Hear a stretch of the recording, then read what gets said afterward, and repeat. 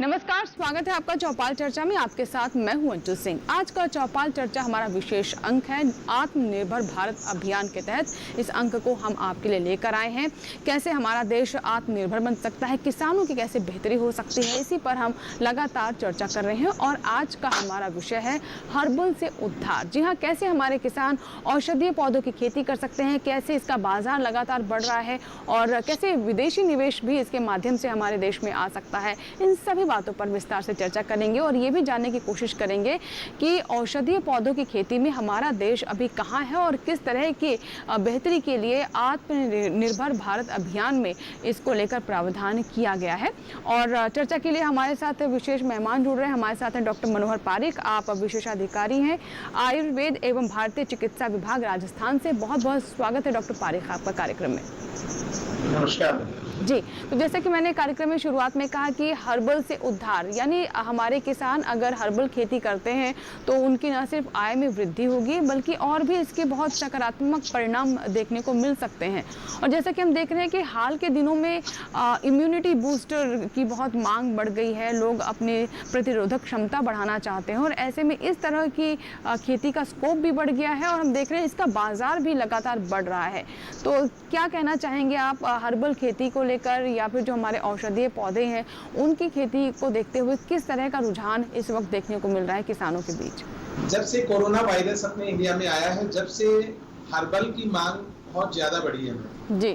जहाँ तक मैं बात करूं हर्बल उत्पादनों की, तो जितने भी हर्बल उत्पादन हैं वो चाहे वो प्राकृतिक रूप से हो रहे हैं, चाहे वो हम उनको कल्टीवेट किया करवाए जा रहे हैं, दोनों प्रकार के जो हमारे हर्बल प्रोडक्ट्स हैं उन दोनों प्रकार के हर्बल प्रोडक्ट्स की मार्केट में उनकी डिमांड लगभग 20 से 40% तक बढ़ चुकी है। जी जी। तो मैं मानता हूँ कि हर्बल खेती में ये जो स्विंग अभी आया है नया, कि जो कोरोना वायरस के कारण से रोग प्रतिरोधक क्षमता, जो हमारी इम्यूनिटी बूस्ट करने के लिए लोग घर की रसोई है उस रसोई में तक इम्यूनिटी बूस्टर डोजेज को लेना चालू कर रहे हैं। पहले कभी कभार लेते थे, वो आज डेली उसको यूज करने लग गए हैं और मैं कहूंगा कि उसे यूज करने से इतना बढ़िया रिजल्ट रहा है। अब आपसे हम ये जानना चाहेंगे पारिक साहब कि जो हमारे किसान खेती तो करते ही आ रहे हैं और ये औषधीय पौधे ये कोई नई चीज़ नहीं है, ये हमारी विरासत है एक तरीके से हम समझें, लेकिन अब इसको व्यावसायिक रूप देने की कोशिश की जा रही है, इसे और संगठित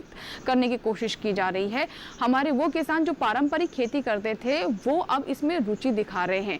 तो इसे और बेहतर रूपरेखा देने के लिए इसके बाजार को तो हम देख रहे हैं, मांग है, लेकिन उस सप्लाई पूरी हो इसके लिए भी पूरा एक चेन सिस्टम है। तो इस दिशा में जो आत्मनिर्भर भारत अभियान है उसमें हम देख रहे हैं फंड भी, इसके लिए फंड का प्रावधान भी किया गया है। तो किस तरह का लाभ मिल सकता है इससे? देखिए मैडम, बहुत अच्छा आपने प्रश्न किया। हर्बल खेती के लिए भारत सरकार ने एक बहुत बड़ा इनिशिएटिव अभी लिया है आत्मनिर्भर भारत के अंतर्गत, और मैं कहूंगा कि ये माइलस्टोन साबित हो सकता है इस हर्बल खेती के लिए। क्योंकि जहां पर हर्ब्स की बात करते हैं तो अपन एंशिएंट उस पे जाते हैं तो अथर्ववेद से ही हर्ब्स की बात प्रारंभ हो जाती थी। लेकिन आज विदेशों की मांग के आधार पर विदेश का जो बाजार है उसकी मांग होने के कारण से हमारे भारत सरकार के संज्ञान में आया और आत्मनिर्भर भारत के अंतर्गत हमें हर्बल खेती के लिए 4,000 करोड़ रुपए का प्रावधान भारत सरकार ने भी रखा है। तो जो हर्बल खेती में 4,000 करोड़ रुपए का प्रावधान रखा है उसमें से लगभग 3,700 करोड़ रुपए 10 हेक्टेयर कृषि जो हर्ब्स है जिनका कृषिकरण कराया जा सकता है, जिनको कल्टीवेट कराया जा सकता है, उसके लिए पार्टों का कराया जाने का जो प्रावधान है वो हमारे यहाँ पर रखा गया है भारत सरकार के। इसके अंतर्गत अलग अलग राज्य जो है, अलग अलग राज्यों में जो ऐसी मेडिसिन है जो वहाँ पर नेचुरल रूप से हो सकती है, भौगोलिक परिस्थिति वहाँ पर अलाउ कर, और वो आयुर्वेद के लिए एक बहुत अच्छी आम जन के लिए उसकी मांग भी बहुत ज्यादा है। उसके लिए साउथ में बढ़िया सेतु बना रहे हैं, अशोका सेतु के नाम दिया है, जहाँ पर हमारा सारा एक मेडिसिन आती है जो गायनिक डिसऑर्डर्स के लिए बहुत बेस्ट मेडिसिन रहती है, उसको अशोका सेतु दे रहे हैं, वो अशोका सेतु कर रहे हैं।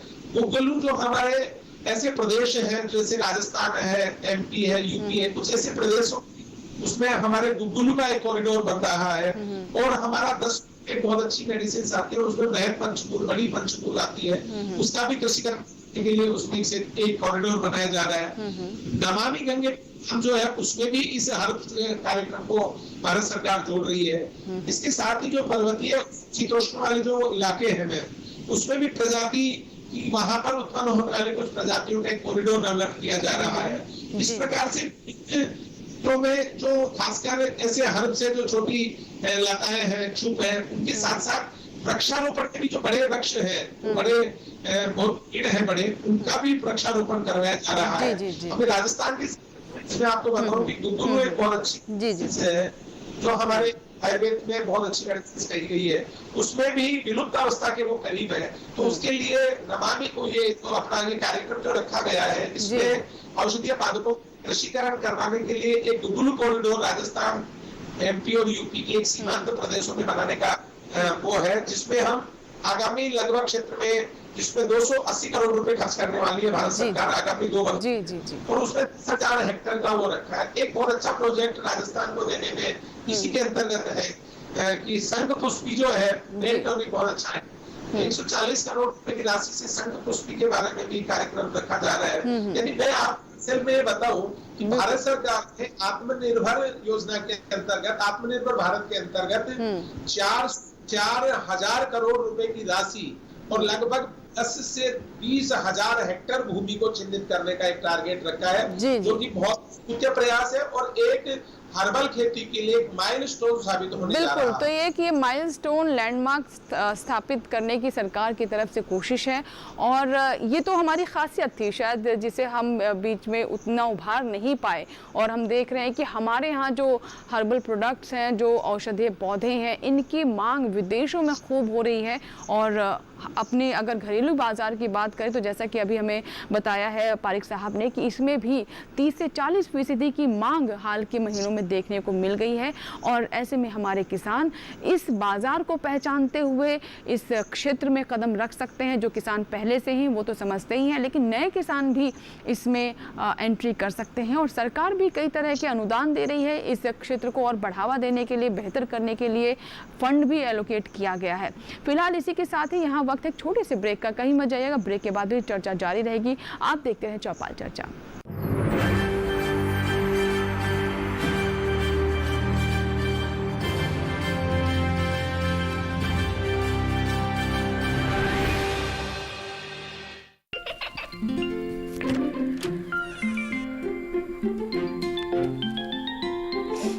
ये क्या हो रहा है?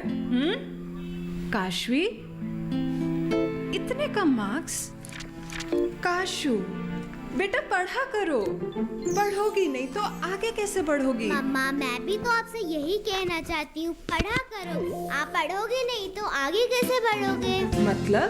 वो देखो, सिर्फ बैक पर छपा ऑर्गेनिक नहीं, ऑर्गेनिक का निशान पहचानिए। पीजीएस ऑर्गेनिक का ये लोगो उन किसानों की पहचान है जो आज भी परंपरागत विधि से रसायन मुक्त खेती कर आपके लिए शुद्ध फसल उपजा रहे हैं। अब समझे मम्मा, अगर मैं प्योर ऑर्गेनिक फूड नहीं खाऊंगी तो अच्छे मार्क्स कहाँ से लाऊंगी? अच्छा बच्चों, जैविक खेती की इस मुहिम को आगे बढ़ाइए, शुद्ध ऑर्गेनिक अपनाइए।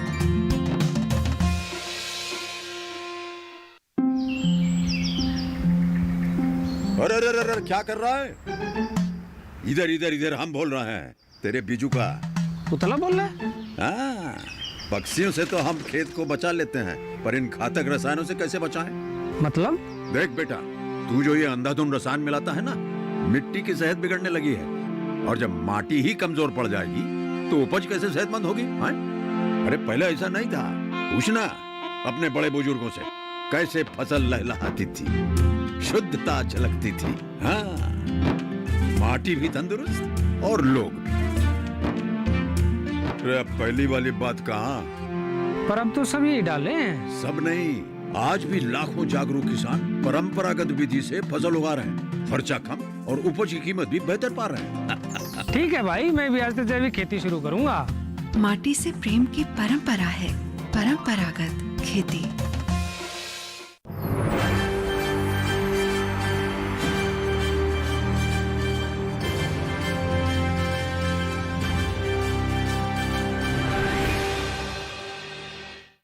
ब्रेक के बाद चौपाल चर्चा में एक बार फिर आपका स्वागत है। और आज आत्मनिर्भर भारत अभियान के अंतर्गत हम ये विशेष अंक लेकर आए हैं जिसमें हम बात कर रहे हैं हर्बल से कैसे उद्धार होगा हमारे किसानों का। और हमारे साथ मेहमान भी लगातार बने हुए हैं। डॉक्टर पारिक साहब हैं जो कि ब्रेक से पहले भी हमारे साथ जुड़े हुए थे और इस विषय पर चर्चा कर रहे हैं। चर्चा को आगे बढ़ाते हैं। पारिक साहब ये बताएं कि जो औषधीय जो हमारी आयुर्वेद है, जो चिकित्सा है, उसमें इस तरह की औषधीय या हर्बल खेती का किस तरीके से लाभ मिलेगा और इससे क्या ये ज्यादा लोगों तक पहुंच पाएगी इससे? देखिए, हर्बल खेती की जहां पर अपन बात कर रहे हैं तो हर्बल जो है जब से हम मनुष्य बना है, मनुष्य प्रकृति में आया है, तब से ही वह इलाज के लिए हर्ब्स के ऊपर डिपेंड रहा है। तो हर्बल जो चीज है वैसे तो वैदिक काल से चली आ रही है, लेकिन वर्तमान समय में हर्ब्स की बहुत ज्यादा डिमांड इसलिए होने लग गई है क्योंकि हर्ब्स पे बहुत ज्यादा सरकार की तरफ से फोकस किया है, आम जन की तरफ से डिमांड बढ़ी है, तो इसलिए मांग बढ़ने से आपूर्ति उसकी बढ़ी है। तो मैं मानता हूँ कि इसका जो पहले घरेलू स्तर पे ही हर्ब्स की कोई औषध बना करके, दवा बना करके काम में आ सकती थी, अब बड़े बड़े औद्योगिकरण जो घराने हैं, औद्योगिक घराने हैं, वो भी ये हर्ब्स लेकर के और कई औषधियां निकाल रहे हैं। और मैं कहूंगा कि फार्मास्यूटिकल जो कंपनियां हैं वो भी हर्ब्स को काम में लेने लगी है। तो इसके कारण उनकी डिमांड बढ़ने से हर्बल खेती जो है हमारी, उससे कच्चे माल की जब डिमांड बढ़ेगी तो हर्बल खेती की डिमांड हमारी बढ़ेगी, और खेती की हमारी डिमांड बढ़ेगी तो खेती की डिमांड बढ़ने से हमारे किसान भाई जो है उस खेती की ओर अग्रसर होंगे। जहां पर वो अपनी ट्रेडिशनल खेती करते हैं किसान भाई, तो मैं आपके इस कार्यक्रम के माध्यम से उनसे आग्रह और निवेदन करना चाहूंगा कि ट्रेडिशनल खेती से उनको जो आय होती है उससे 5 गुना मिनिमम तक वो आय हर्बल खेती से बढ़ा सकते हैं। सर क्यों थोड़ा सा उसके बारे में थोड़ा सहयोग किसी भी लेकर के, क्योंकि उसके लिए मार्केट भी आजकल अवेलेबल होने लगा है, और मार्केट के साथ उनको तकनीकी जो ज्ञान है वो भी, चाहे वो आपका स्कीम के द्वारा है, चाहे वो आत्मनिर्भर भारत के द्वारा है, चाहे हमारे मेडिसिन प्लांट के द्वारा है, चाहे कृषि और उसके द्वारा है, सबके द्वारा दिया जा रहा है। इसलिए मैं आग्रह करूंगा किसान भाइयों को कि वो इस समय हर्बल खेती की ओर थोड़ा अपना रुख बढ़ाए, क्योंकि इसकी मांग धीरे धीरे बढ़ रही है। जी पारिक साहब, जैसा कि हमारे प्रधानमंत्री ने भी कहा है कि वोकल फॉर लोकल और लोकल को ग्लोबल बनाना है, तो ऐसे में हमारे जो हर्ब्स हैं, जो हमारे औषधीय पौधे हैं, जो दवाएं हैं, इनका अंतर्राष्ट्रीय बाजार में अभी रिस्पांस किस तरह का देखने को मिल रहा है? क्या स्थिति है? देखिए, मैं आपको बताऊं कि जो वर्तमान में जो हमारे पास जो चिकित्सा पद्धति प्रचलित में है, जो सबसे ज्यादा पूरे विश्व में चल रही है, थोड़ा बहुत ऐसा आया है कि उसके कुछ दुष्परिणाम सामने धीरे धीरे आने लगे। जब से ये दुष्परिणाम आने लगे हैं तो जो विकासशील और विकसित देश है उसमें हर्ब्स की जो मेडिसिन है या ट्रेडिशनल जो मेडिसिन है वो ज्यादा थोड़ा सा वो आगे आई है। उसमें भारतीय नहीं बल्कि अप्रवासी जो भारतीय हैं उनमें आयुर्वेद की वो बढ़ी है, और कुछ हमारी मेडिसिन जो है वो थ्रू आउट वर्ल्ड ऐसी मेडिसिन है, भारत से जो निर्यात होने हमारे लगी है। मैं आंकड़ों पे यदि अपन जाऊं तो वनस्पति जो हर्बल जो है हमारी, उसका लगभग 1,95,000 मेट्रिक टन उसका टोटल उत्पाद जो हो रहा है, उसमें से वर्तमान में यदि जो प्राप्त हमारे पास सारे सोर्सेज से आंकड़े हैं, उसमें 1,95 में से 1,34,000 खपत इंडिया में है, और बाकी लगभग 40,000 करोड़ वो 40,000 जो मेट्रिक टन है वो वनस्पतियां जो है वो निर्यात हमारे भारत के द्वारा लगभग एक आंकड़ा मैं बताऊं हो रही है। तो उससे किसान भाइयों को लाभ भी प्राप्त हो रहा है, और मैं कहूँ कि जो हमारे को मार्केटिंग की प्रॉब्लम थी भाई, हम एक्सेस और जा रहे थे, वो अब डिमांड बढ़ने के कारण से उनकी सप्लाई में भी कोई किसी प्रकार की उनको दिक्कत आने की संभावना नहीं है। जी पारिक साहब, जैसा कि आपने बताया कि जो इसका जो लॉजिस्टिक्स एक तरीके से समझे वो भी पहले से बेहतर हो रहा है, और ये जो समय है इसे हम विपरीत समय ना समझकर इसे हम एक अवसर का समय समझे। ये हमें प्रधानमंत्री भी कह रहे हैं कि इन विपरीत स्थितियों को हम अवसर में तब्दील कर सकते हैं, और ऐसा ही मुझे लगता है कि जो हम हर्बल खेती के बारे में बात कर रहे हैं और आयुर्वेदिक जो औषधीय पौधे जो हैं उनकी खेती के लिए एक बहुत ही सुनहरा समय है, लेकिन इसे सपोर्ट करने की भी बहुत ज़्यादा ज़रूरत है। तो सरकार की तरफ से फिलहाल किस तरह की योजनाएं चलाई जा रही हैं ताकि इसे सपोर्ट किया जा सके, किसानों को और सहारा दिया जा सके और इसे प्रोत्साहित भी किया जा सके? बहुत अच्छा आपने प्रश्न किया। किसान भाइयों को मैं बता दूं कि वर्तमान में जहां पर कृषि विभाग था, उद्यान विभाग है, वो अपनी कई स्कीम्स के माध्यम से कृषि के अलावा जो हमारी हर्ब्स थी उनके ऊपर अनुदान दे रहे थे, लेकिन वो पर्याप्त नहीं। भारत सरकार का ये प्रयास रहा, तो जिससे दो प्रकार के भारत सरकार ने प्रयास किए, जितने भी औषधीय पादप थे और जो सुगंधित द्रव्य थे उनके लिए भारत सरकार ने राष्ट्रीय औषध पादप मंडल की संगठना की बनाया उसको, और राष्ट्रीय औषध पादप मंडल के माध्यम से प्रत्येक राज्य स्तर पर वहां के राजस्थान, जैसे राजस्थान में, गुजरात में, एमपी में, महाराष्ट्र में, सब जगह वहां पर अपना स्टेट मेडिसिन प्लांट्स बोर्ड काम कर रहा है। और भारत सरकार की दो तरीके की स्कीम इसमें जा रही है। एक तो जो सेंट्रल सेक्टर स्कीम है उसके माध्यम से भी अनुदान देते हैं, उसमें स्पेसिफाइड अनुदान फिक्स कर रखा है। भाई कुछ कृषिकरण करवाने के लिए 50% किसी पे है, किसी पे 30% है, किसी 70% अनुदान है। और ऐसे ही जो सेंट्रल स्पॉन्सर्ड स्कीम है, जो आयुष की सबसे बड़ी स्कीम है, राष्ट्रीय आयुष मिशन, तो उस राष्ट्रीय आयुष मिशन के अंतर्गत भी भारत सरकार के द्वारा जो औषधीय पादप है उनके कृषिकरण के लिए, उनके कल्टीवेशन के लिए किसानों को सीधे अनुदान दिया जाता है। उस अनुदान की प्राप्ति में है अपने स्टेट जो है उनका जो स्टेट कार्यालय है औषध पादप मंडल का, मेडिसिन प्लांट्स बोर्ड का जो स्टेट ऑफिस है, उससे वो संपर्क करके और उसे वो प्राप्त कर सकते हैं। ये स्कीम जो है पूरे भारतवर्ष में चल रही है। तो वहाँ की स्थानीय जो औषधीय पादप है उसमें 2-3 कैटेगरी की गई है कि जो विलुप्त होते हुए कुछ औषधीय पादप है उसमें अनुदान ज्यादा दिया जा रहा है, कुछ रूटीन के जो औषधीय पादप है उसमें उनसे थोड़ा कम दिया जा रहा है, और कुछ जो सामान्य औषधीय पादप है उसमें 30% दिया जा रहा है। तो 3 कैटेगरी उन्होंने रख रखी है, 30% अनुदान, 50% अनुदान और 70% अनुदान। तो मैं किसान भाइयों के आपके माध्यम से ये मैसेज देना चाहूंगा कि वो अपने राष्ट्रीय औषध पादप मंडल के तहत जो वहाँ के स्टेट औषध पादप मंडल गठित है, तो उनके पास जाकर के इस अनुदान का लाभ प्राप्त कर सकते हैं और तकनीकी सलाह भी प्राप्त कर सकते हैं।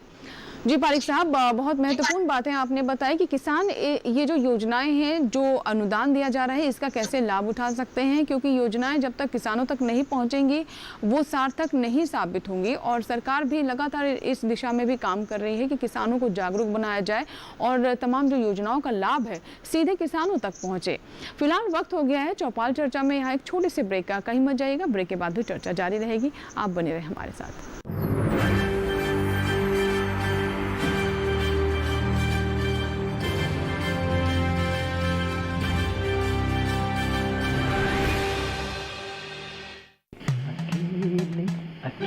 अरे वाह भैया, अकेले अकेले। अरे तू भी ले, पर खाएगा कैसे? मैं ऑर्गेनिक खेती की बात कर रहा रे बेटे। अकेले अकेले खेती कब तक करेगा? मतलब गांव में 20-25 किसानों का समूह बना के पंजीकरण करवा ले, फिर सरकारी ट्रेनिंग भी मिलेगी और मुफ्त जैविक बीज खाद भी। फिर बीजीएस ऑर्गेनिक की सरकारी मोहर के साथ तेरी उपज आकर्षक पैक में पहुंचेगी बड़े बाजार तक। अच्छा? हाँ। अरे भाई, कहाँ चल दिया? सबको साथ लाने, आमदनी बढ़ाने। तो किसान भाई समझ गए ना? साथ मिलकर ऑर्गेनिक खेती कीजिए, अपनी परंपरा को आगे बढ़ाइए, ज्यादा मुनाफा कमाइए। माटी से प्रेम की परंपरा है परंपरागत खेती।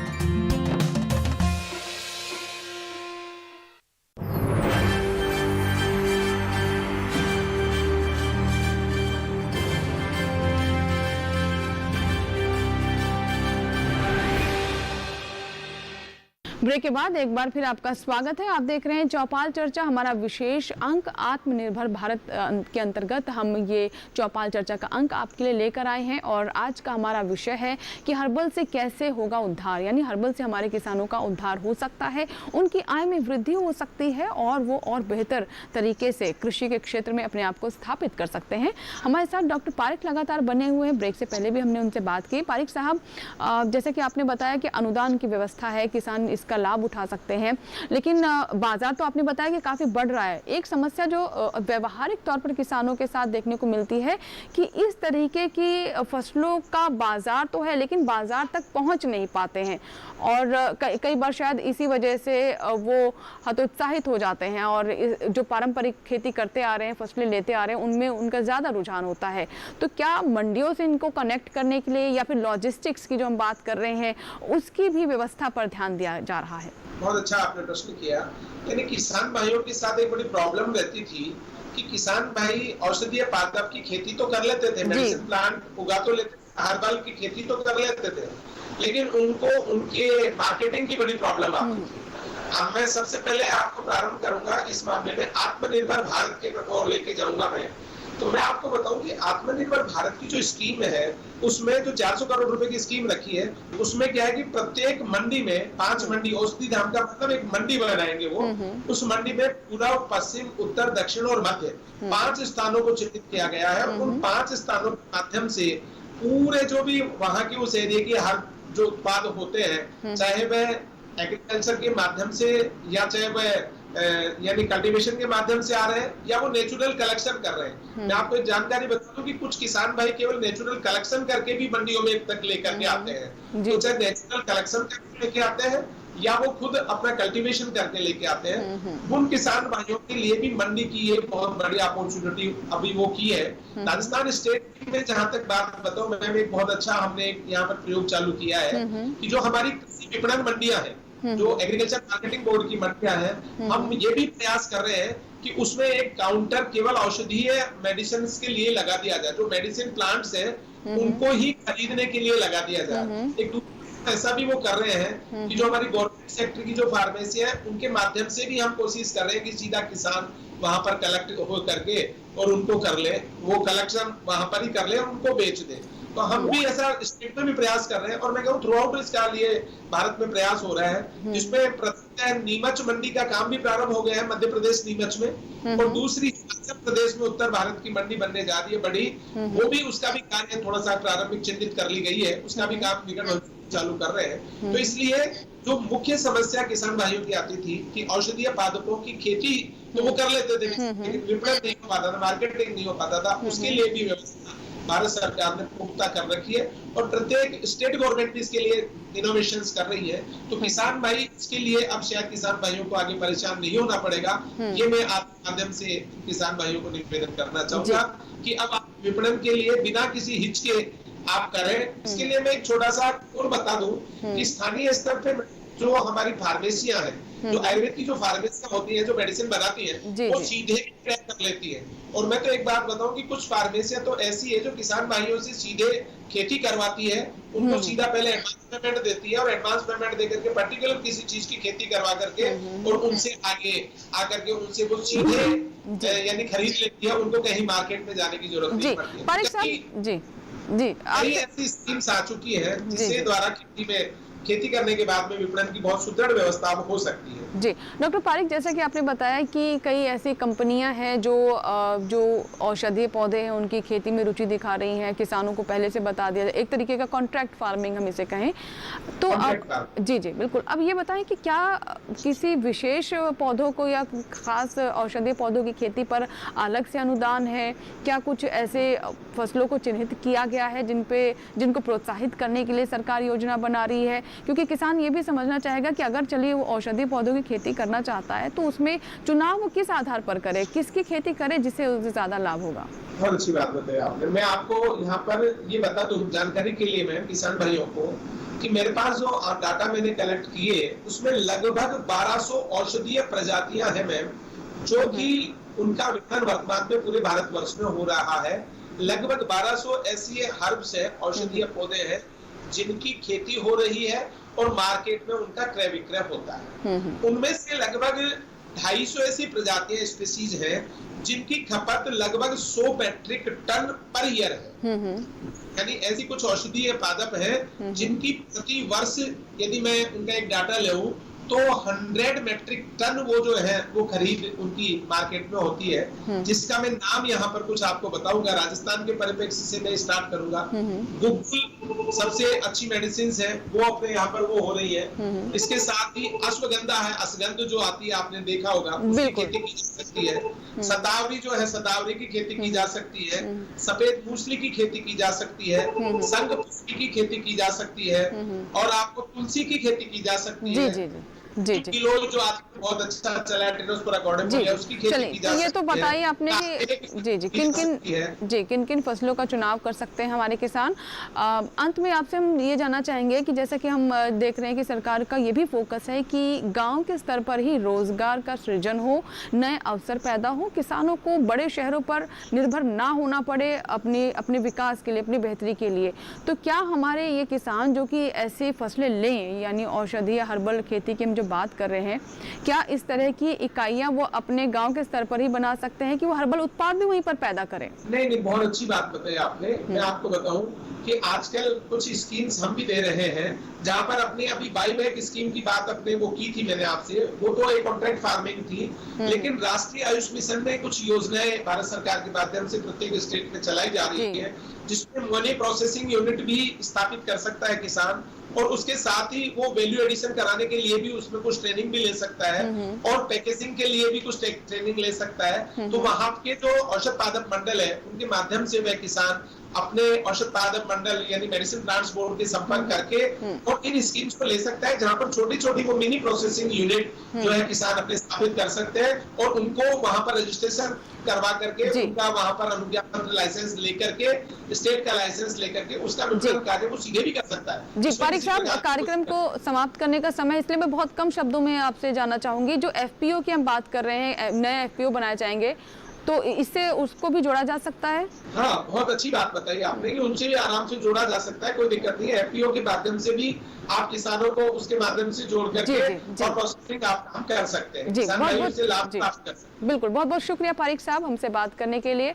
और जो हमारा आज का विषय है हर्बल से उद्धार, इस पर आपने बहुत विस्तार से जानकारी दी, बहुत अच्छी जानकारी दी। हमारे किसान नए विकल्पों का चुनाव कर सकते हैं और सरकार भी उन्हें पूरा सपोर्ट देने के लिए तैयार है, जो आत्मनिर्भर भारत अभियान के तहत औषधीय पौधों की खेती को लेकर के भी नई योजनाएं लाई जा रही हैं। बहुत बहुत शुक्रिया हमसे बात करने के लिए। और इसी के साथ ही आज के चौपाल चर्चा में फिलहाल इतना ही। नए अंक में नई जानकारियों के साथ चौपाल चर्चा में आपसे फिर होगी मुलाकात, लेकिन आप बने रहें दूरदर्शन किसान के साथ। नमस्कार।